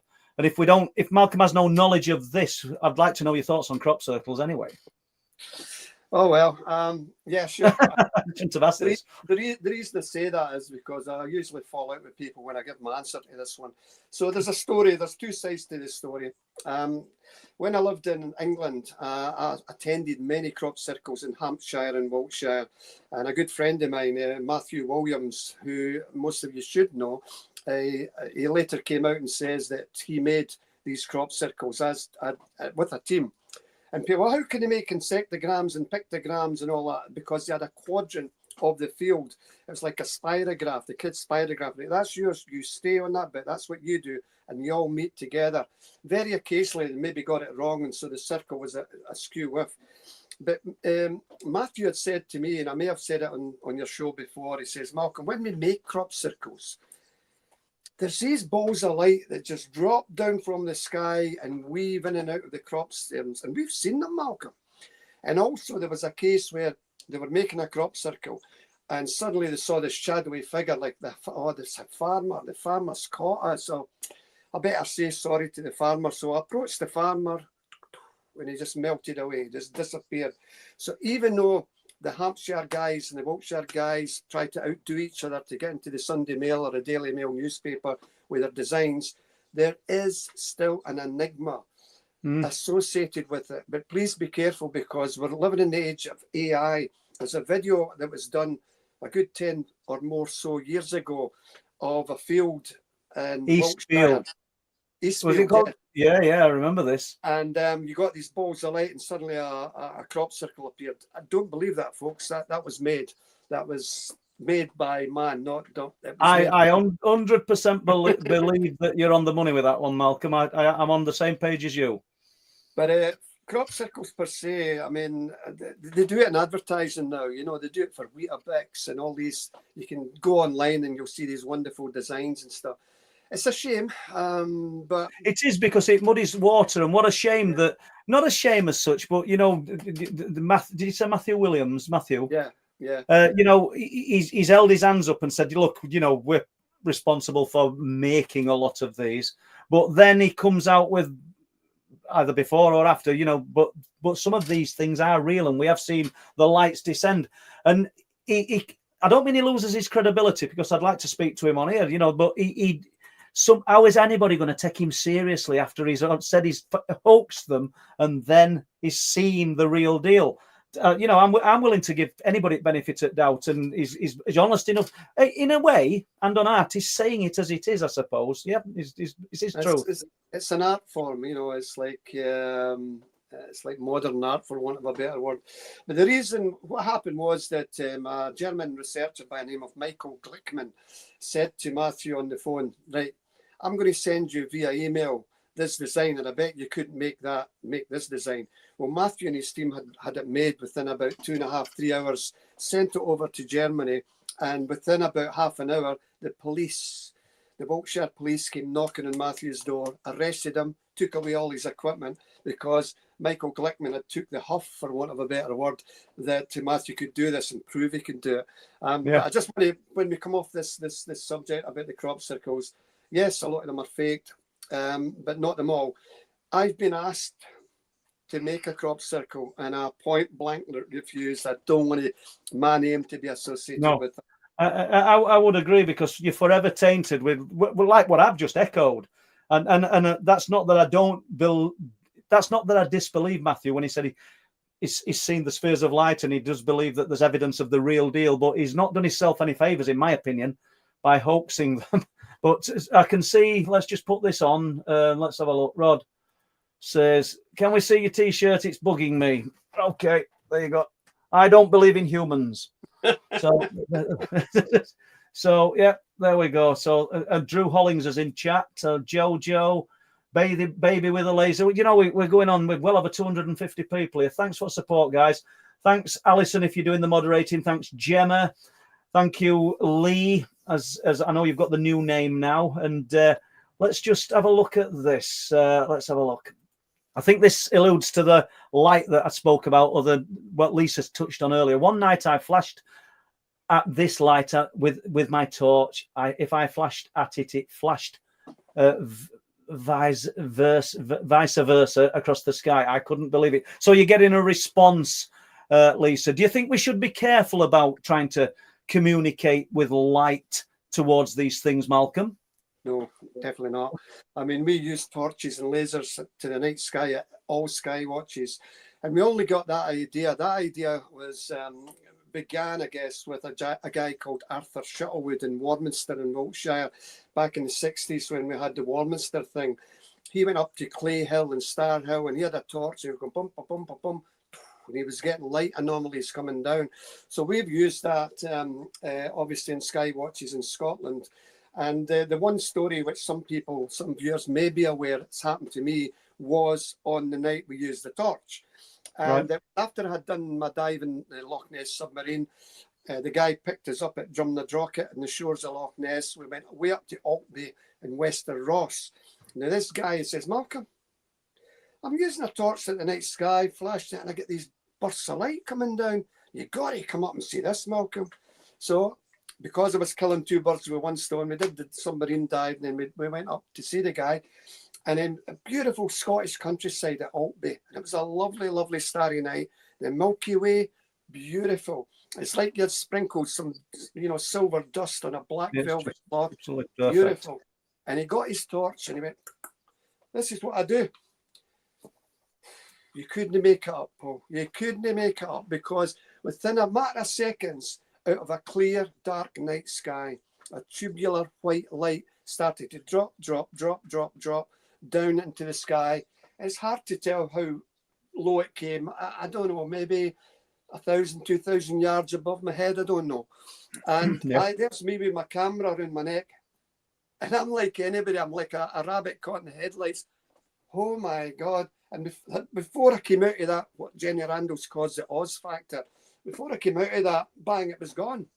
So yes, to answer the guy's question, definitely, torches should be used. That's good. That's good. And we'll do another question if you're okay with questions still. We'll only get punished if we don't. Have you ever had any experience with the so-called Men in Black, or have you been threatened for investigations that you have been doing? You've took one of my questions there, not the Men in Black, but have you ever been threatened or warned off? So thanks, Andy. Hi, Andy. I've not personally encountered the Men in Black, but I can relate to a story that was told to me by a lady called Rosa Granville, who was the proprietor at the Haven Fort Hotel in Broadhaven in Dyfed in West Wales. I went down to West Wales in 1980, 3 years after the main wave of UFO events transpired over Wales, which was written up by Randall Jones-Pugh and Peter Paget. It culminated in the Pauline Coombs and the Ripperston Farm, etc. Anyway, moving back to this lady, I interviewed her, and this is the story she told me, right? She told me a lot of stuff, but I'll just give you the Men in Black one. And she says, one day I was just minding my own business in the hotel, and knock on the door. And I opened the door, and I was staggered to see two men dressed completely in black, apart from the white shirt. Black patent shoes, shiny shoes, black trousers, white shirt, black tie, black jacket, and a black trilby-like hat. And very gutturally, they couldn't speak properly. We want to see you, and we want to speak to Pauline Coombs. That was a friend who stayed in Ripperston Farm. And I don't know where Pauline Coombs is. I don't know. And they went, okay, we will be back. And she says, Malcolm, their faces were like wax. They were like a China doll. They were not a blemish, not a blemish. And they kind of staggered back and went into this futuristic looking, I can only tell you what she said, futuristic looking car. If memory serves me correctly, I don't think it had wheels. And it just went, and it didn't make any noise on the gravel path. There's a big gravel path leading up to Haven Fort Hotel. And so that's, there is another one. A guy's called CE4, there's a rock group from Glasgow. They write and perform songs about UFOs where I talk about them. And this is crazy, but in a Glasgow street, they claim that this guy in black came right up to the car and just disappeared. And whilst the following is not a Men in Black story, I'd just like to tell you quickly again. Please do. My friend Brian McMullen bless you, he's in spirit now. He was a guitarist of rock group C4, and they went down to a town called Reading in England to meet up with a guy called Robert France. Robert France is a UFO contactee, etc. So here's the story. Very bizarre. Make of it what you will, Paul. They went into Reading Town Centre. They went into Boots the chemist to buy some batteries for their cameras because, you know, the cameras had run out. And a guy called Clive Potter, some of your viewers may remember the guy. Yeah, I remember the name, yeah. He opened the door and Robert France went out first. And Brian McMullen went out second. And suddenly, as soon as Robert France went out that door, his whole body changed. He dropped down in height and he changed into a small grey being. And then after a matter of seconds, after a few feet, he came back up again. So my mate, Brian McMullen, bless you, Brian, he's in spirit, as I say, a hard-headed Scotsman, does not supper fools gladly. A spade is a spade. And he says, come here, you. What? How did you do that? Do what, Brian?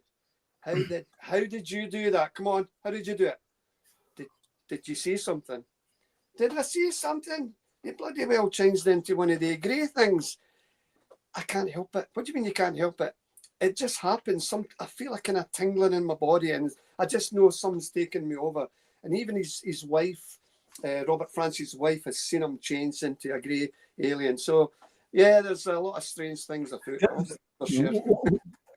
And I don't know answer to this, and obviously, I don't mean obviously, but I don't think you know the reasons why that would happen. But I think you will have heard me talking about Hummonby, the Hummonby incident, and what I've never said, and I'm not going to go into detail. I will get some questions about this probably in another live stream. Tell us who it was on that, but that happened at Hummonby. Did it? Yeah, somebody changed at Hummonby. There's so much more to Hummonby, guys, that I'm not talking about.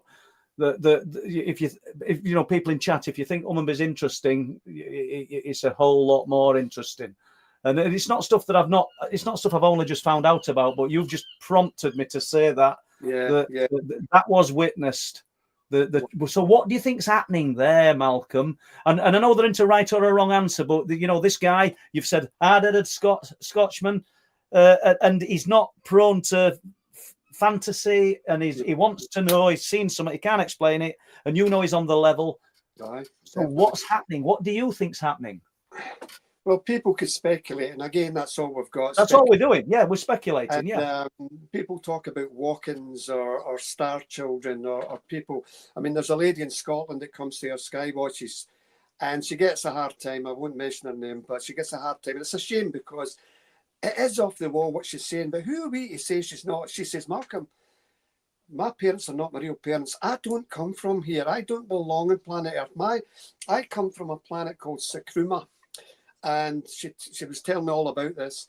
And at some of the sky watches at Deckmont Woods in Bonnybridge, she said, oh, look over there. What? Look over there at that bush. What about it? Don't you see them, Malcolm? Sorry, I can't see anything. She claims she can see these grey beings, but she's in this, like a radio, you're tuning a radio through all the frequencies.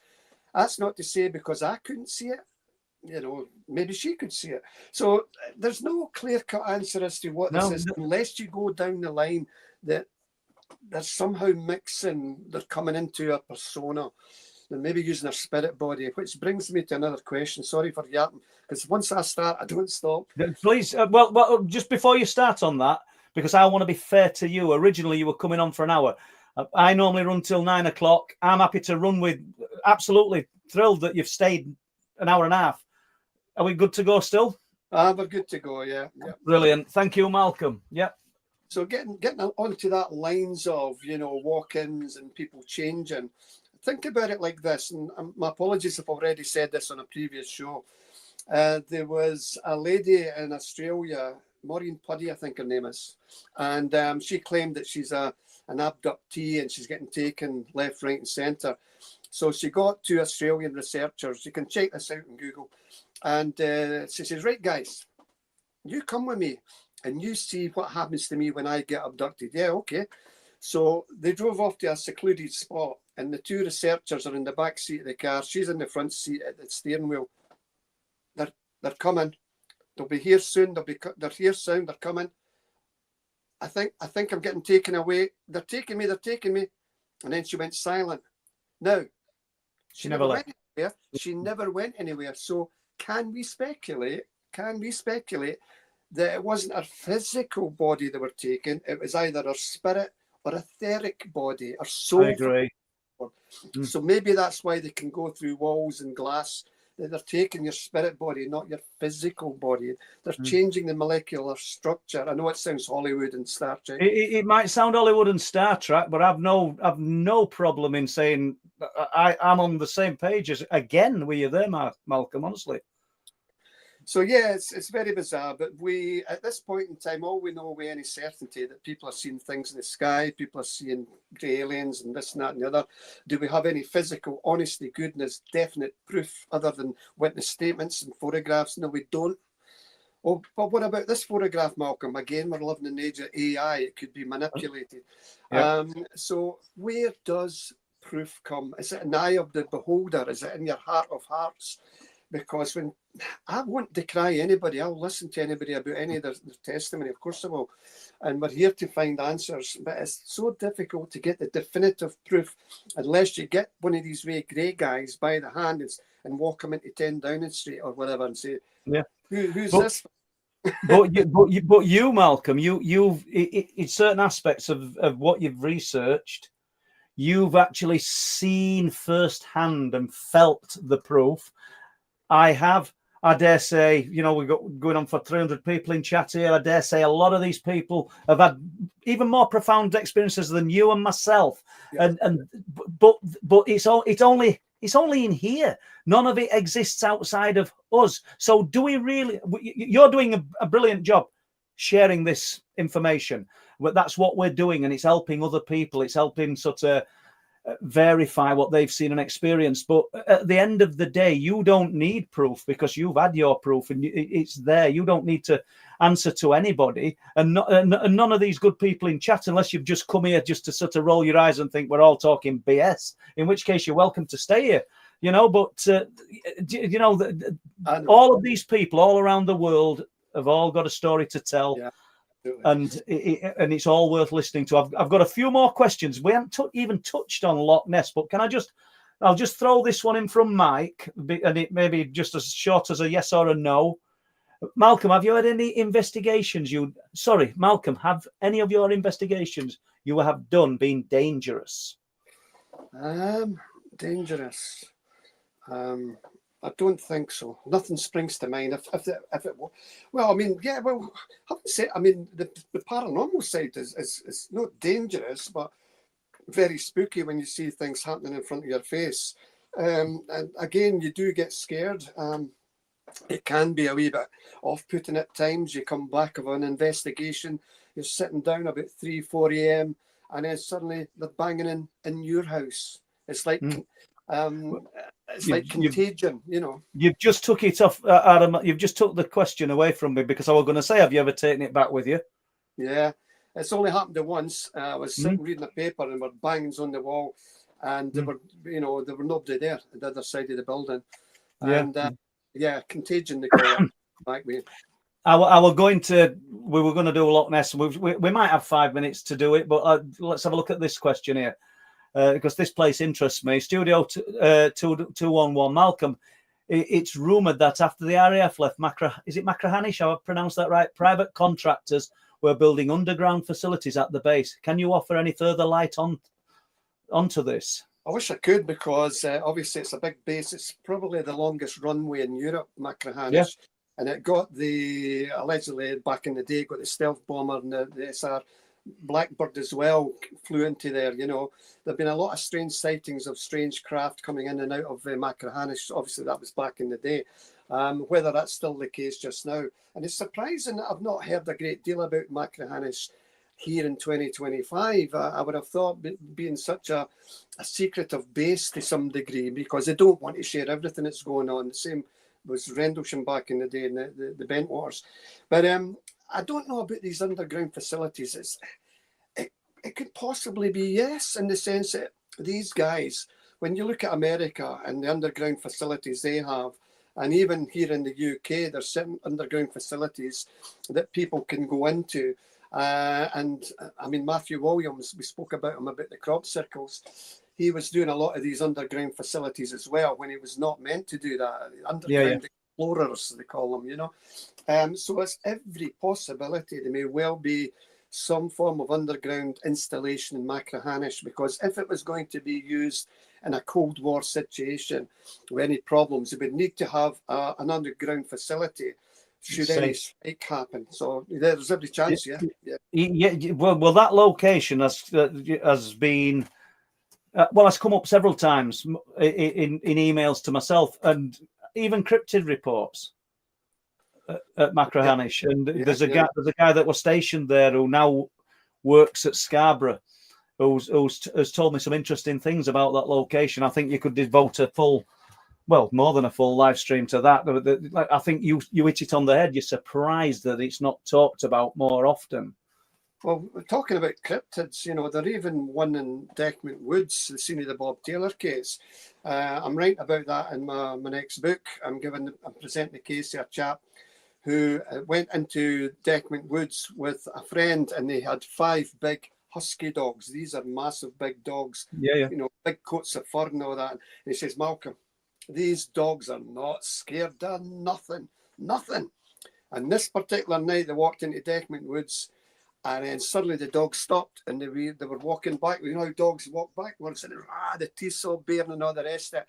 And he says, I saw a kind of flash of light, about 200 yards in the woods, go, and he went, what the hell was that? And then he continued to walk on with the dogs still wanting to go back. And he says, Malcolm, standing about not even 6 feet away from me was what I can only describe as a dog man. It was all fur, and it had this horrible face with a big snout and piercing red eyes, and the smell coming off it was disgusting. And he says, it looked at me and I looked at it, and I was terrified, and I knew that should not be here. Where the hell did you come from? And the dogs, they were just easing back. They were still, snarling at this thing.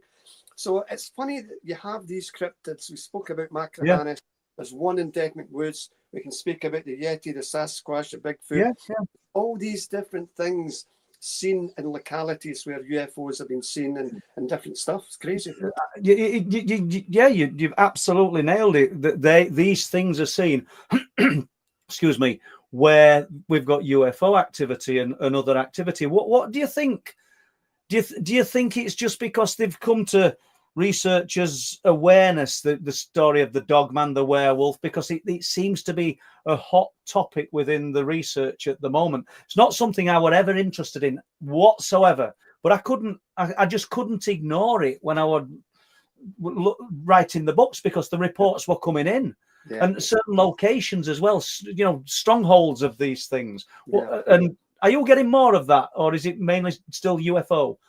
It's mostly UFO reports we're getting, and occasionally some of the ghostly stuff. Because if truth be told, Paul, my heart's more in the kind of paranormal world than it is in ufology. Of course, ufology I'm better known for, but that's through no fault of my own. It's just my research and SPI's research will go where the phenomena goes, and if it's there, we'll chase it. We'll chase it down alleyways and everywhere, you know.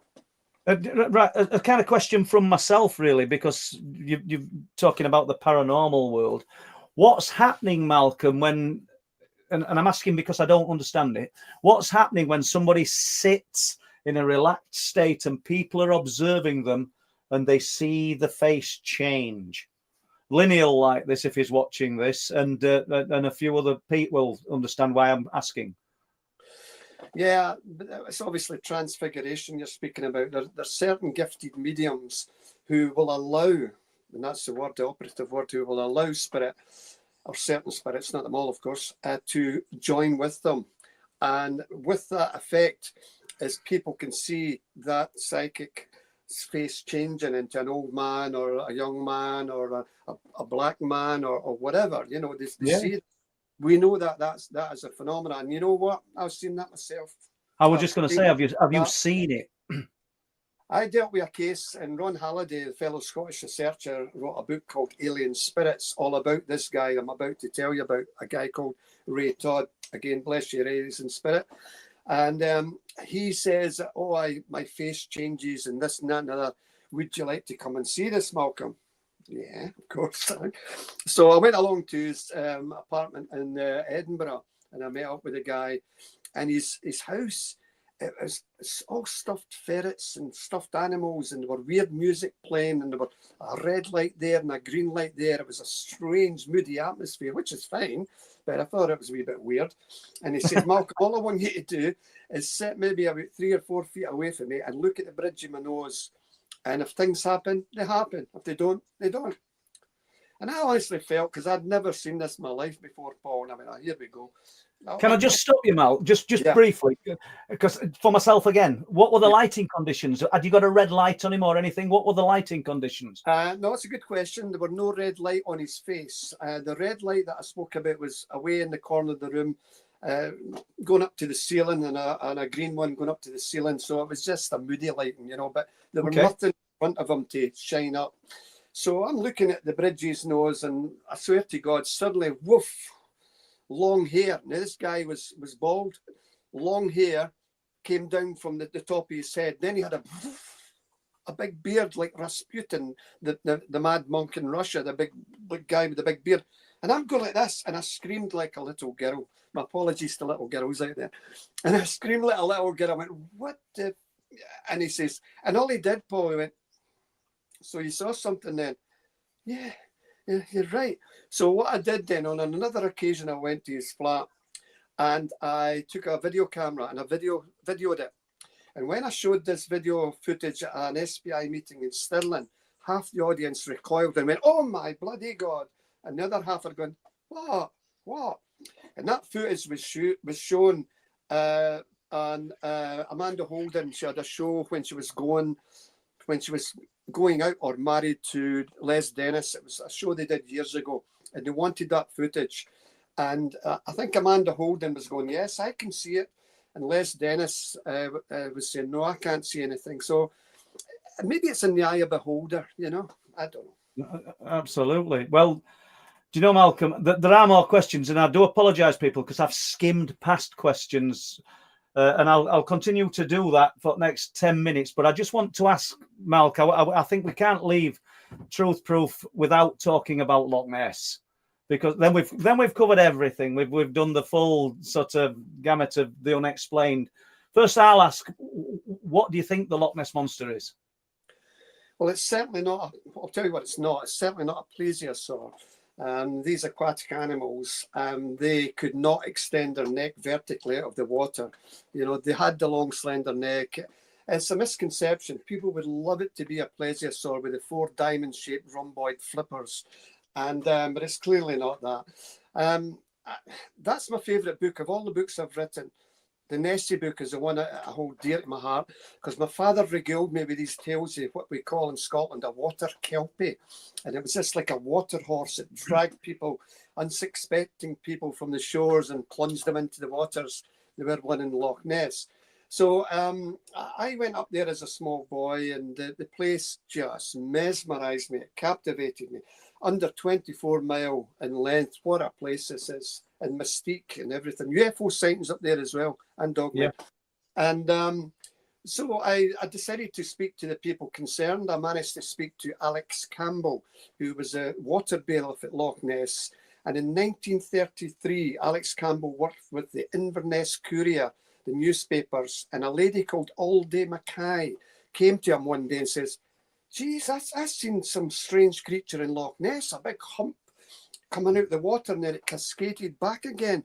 So he, as a correspondent for the paper, wrote it up, and the rest is history. Went all over the world. And I said to Alex, and it was a lovely day, his house was just near Fort Augustus, and you could hear the chimes of the Benedictine Abbey at that time. And he says, Malcolm, I've seen it myself, like 2 humps and a long slender neck and a sheep-like head. I interviewed Father Gregory Brucey at the St. Benedictine Abbey at Fort Augustus. Sadly, it's now a block of flats. The structure's there, but it's all flats now. Great shame. He's a man of the cloth, and he took the organist from Westminster Cathedral came up to Scotland on holiday. Both men went down to the jetty at the south side of the loch, and the loch was like glass, not a ripple, like a sheet of glass. And then suddenly, just on cue, this long neck with a small sheep-like head came up from the depths of Loch Ness and plummeted back in again. He went, "My God, you've been here." He said, "I've been here all these years. I've seen it a few times. You're up from London for 5 seconds and you've seen it." It's like you couldn't make it up. I've interviewed Frank Serrell. I devote a chapter to Nessie Hoaxer. That's what he is, folks. A full chapter to Frank in my Loch Ness book. His heart was in the right place. He went up to Loch Ness to try and prove Nessie. He couldn't. So he decided to cut and paste things out of books and stick them onto photographs and glass window, and he was exposed as a hoaxer. But for me personally, it's either an unknown species, possibly, or it's a large mutated eel, one of the two. And I think sonar is the best evidence to capture the proof of that. In Operation Deep Scan in 1987, they had a flotilla of boats that traversed the loch up and down, and they got 6 anomalous returns that the professional sonar operators could not understand. Could not identify. And And you went down in a submarine into the loch, didn't you? I did. I'm one of the few guys in the world that went down. What was that like? Tell us what it was like. Just dark and murky, I would think, is what it. Quite the opposite. Oh Christ! I thought it were all dark and peaty. I'll come to that. Okay. The footage is on YouTube, and it's on my YouTube channel as well. So the submarine's about 15-20 feet in length. It's sponsored by Swatch Watches. I'm a Swiss watchmaker. Red and white submarine. The front nose of the submarine is glass, toughened glass portal, with several halogen lights above the glass portal to penetrate the inky blackness of Loch Ness. There's a portal on the bottom of the submarine at the back. If you were claustrophobic, don't go in there. It's so tiny. And there are dials and switches and levers on both sides of you. There's condensation dripping down between the dials. And we went down, as you go through, the first 10 feet is indeed peat-stained particles coming down from the loch side. It's very, very, very dense. But see, when you penetrate that, crystal clear. And we went down to over a depth of 400 feet to the loch floor, and where part of the loch floor just fell away into a black chasm. And I said to the skipper, "Can we go down there?" He says, "No, we've got to stick to our allotted course." And it was just a wonderful experience, Paul, just to be there, And that skipper, incidentally, he's picked up a number of strange sonar returns on his sonar. And it's interesting, isn't it? It's got the name the Loch Ness Monster, but it's not a monster, is it? If whatever's there, I don't think it's harmed anybody, has it, Malcolm? No, not to my knowledge. Certainly not. It's maybe scared a few people, and people have had to absolutely, change their trousers a few times. But in the main, it's funny because back in the 60s, that's when you had most reports of this long neck and this small sheep-like head. These days, you don't seem to get this long neck. It's maybe a singular hump or a couple of humps here and there. And people are seeing things that they are misconstruing as Nessie. You could have a ship traversing south, a ship traversing north, and as the bow pushes up the water. Correct. It's called a standing wave, and it looks like humps. And when they boats have disappeared, you're left with a standing wave, all these humps. There's so many things that can... What about the... I'm talking about things I have no knowledge of, really, but it's not landlocked, is it? Is it? Is there an entrance to the open sea beneath the water? But you get seals in it, don't you? You sometimes get seals and maybe go through the Caledonia Canal, but it's not really open to the sea as such. Okay. It was millions of years ago. It was open to the sea at the Inverness end, and then the land formed and closed, and it may once have been a seawater loch, and it's now a freshwater loch. It's changed over time. Sorry, Malcolm. Do you know you talked about the is it the Kelpies? Yeah. And I were up there a few years ago. We went to Rosslyn Chapel, We've stayed at College Hill House, and I must get them reports to you. But you know where I got them from, but I'll not say it on air. But I got lots and lots of hauntings and poltergeist reports from the place we stayed at, which were close to Rosslyn. But we also visited them amazing horse sculptures, and they're absolutely incredible. I don't know if anybody.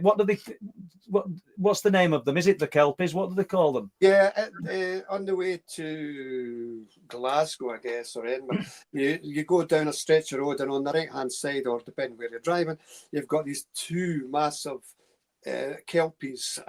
It's just the neck and the head, massive big silver statues are absolutely gorgeous. Spectacular, aren't they? Absolutely. They are incredible, yeah.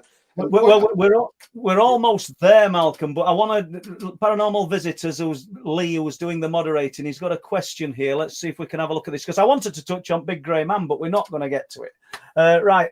Has Malcolm done any work or looked into the Mackenzie poltergeist? Yeah, Mackenzie poltergeist, amazing place, Greyfriars Kirkyard. And that's in Edinburgh, an old kirkyard where the guy who takes you around says only 3 or 4 inches below your feet, not 3 foot, are bones for people back in the day. Anyway, moving on. So Mackenzie poltergeist was a mausoleum, a circular, kind of semicircular mausoleum, which is bricked off. And the story goes that some down and out managed to break into it. And he saw this poltergeist or something really traumatic happen to him. He fell through the floor and he got a scare. And when the guide was taking us through Greyfriars Kirkyard, he took us into another area and he told us all about the poltergeist and stuff. And it's a wonderful, wonderful tale. There's a lot of people visited Greyfriars Kirkyard and been close to that mausoleum where the Mackenzie gentleman is buried. And when they went home, they've scratch marks. They found scratch marks either on their arms or on their back or on their chest. And that's part and parcel, allegedly, what this Mackenzie poltergeist has done. These type of phenomena happened in the South Shields poltergeist, a book written by Darren Ritson and Mike Hallowell, where one of the guys in this haunted house suddenly went, my God, my chest's burning, my back's burning. And they lifted his T-shirt up and fresh scratch marks were coming down his back. So, yeah, poltergeist phenomena can be scary, folks.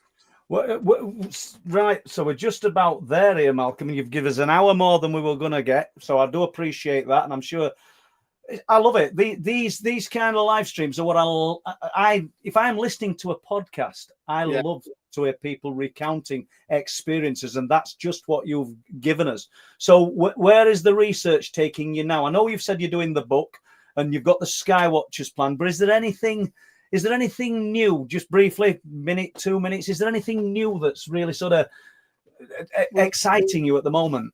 Well, I'm excited about starting up our own conference, SBI conference, which will either happen in Stirling or Stirling or Edinburgh next year. And that's going to be the 12th of September. And I'm really putting that together. And so that's big on my agenda just now, as is finishing off this new book, UFO Case Files of Scotland, Volume 3, and obviously the upcoming Skywatches. I just wish I could have answered all your questions for you. There's loads, and I'm not going to put it out there, but Chris James, Paul, I have got results from the metal test from the incident here in 1993. I'll put it up just so I'm not being ignorant, Chris, because I know that Chris has got some amazing information that I do want to get to, and I've said I'm going to be talking with Chris all week, and I've just not got to it. So apologies, Chris. But there's literally, I've skipped through questions here, people, and I do apologise. But I think you'll all agree that Malcolm's just been absolutely brilliant, and I've not really had to do anything. It's just been easy, which I like. So just before we end then the conference, so you're going to hold a conference in September. Is it September 25 or 26? So what? 26, right? Okay. So what you're going to cover? Is it just going to be UFO related? What's the theme? It's going to be a combination of a whole range of things. I'll try and cover as much a spectrum as we possibly can, although that is quite difficult. But it will certainly be a combination of UFOs. It'll be your ghosts, your poltergeists, and we really want to bring to the stage people to tell their own story. Like maybe sit them down in a wee chair and someone can interview them and say, "Look, a terrible thing happened in your house. tell the audience what happened in your own words, because rather than me rabbiting on about these cases, it's better if you get the person who it happened to really tell the audience what happened. Absolutely. Well, Malcolm, you've got to keep us in loop with it, because I'll promote the hell out of it, and I'll do the same. Don't forget, people, on Tuesday we'll be doing the last transmission. On Sunday, obviously, we've got another Truth Proof, and I think I've put a short out for tomorrow night at, come on, Paul, 7 o'clock. So there's a little video going out then. But Malcolm, what can I say? Thank you so much. Thanks for everybody for support, and we shall see you next week. Thank you. Thank you. Thank you.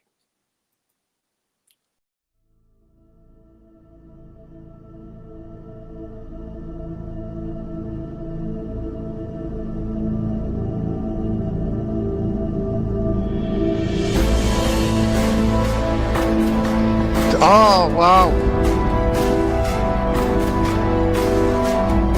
Saw it twice, so I was like, oh my God.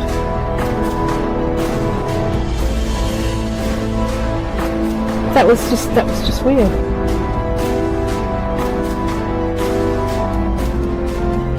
I always used to see a light coming up, Yeah. like a headlight, but there was nobody there.